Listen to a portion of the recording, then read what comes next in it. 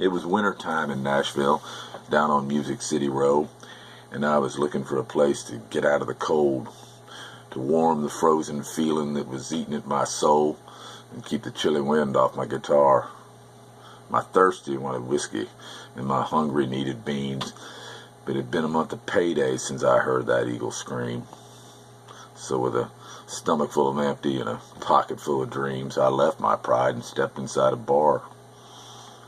Actually, I guess you'd call it a tavern.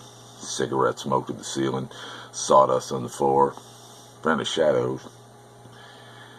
I could see that there was just one old man sitting at the bar, and in the mirror I could see him checking me and my guitar. He said, "Come up here, boy, and show us what you are." I said, "I'm dry." He bought me a beer. He said, "It's a tough life, ain't it?" And I just looked at him. He said, "You ain't making any money, are you?" I said, "You've been reading my mail." He said, "Let me see that guitar. I got something you ought to hear." Then he laid it on me. He said, "If you waste your time at talking to the people who don't listen to the things you are saying, who do you think's going to hear? And if you should die explaining how the things that they complain about are things that could be changing, who do you think's going to care?" There are other lonely singers in a world turned deaf and blind who were crucified, who were crucified for what they tried to show. And their voices have been scattered by the swirling winds of time, because the truth remains that no one wants to know.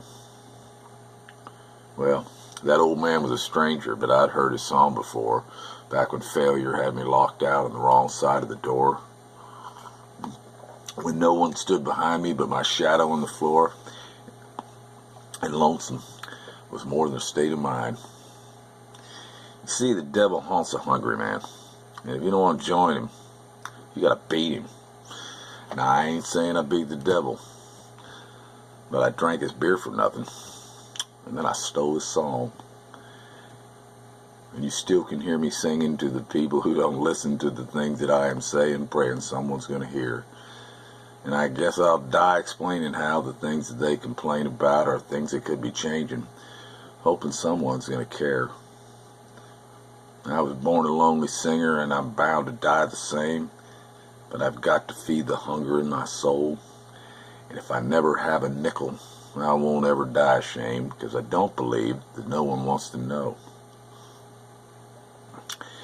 Thank you, Kristofferson. Thank you, John Cash. And thank you, Jim Lepper.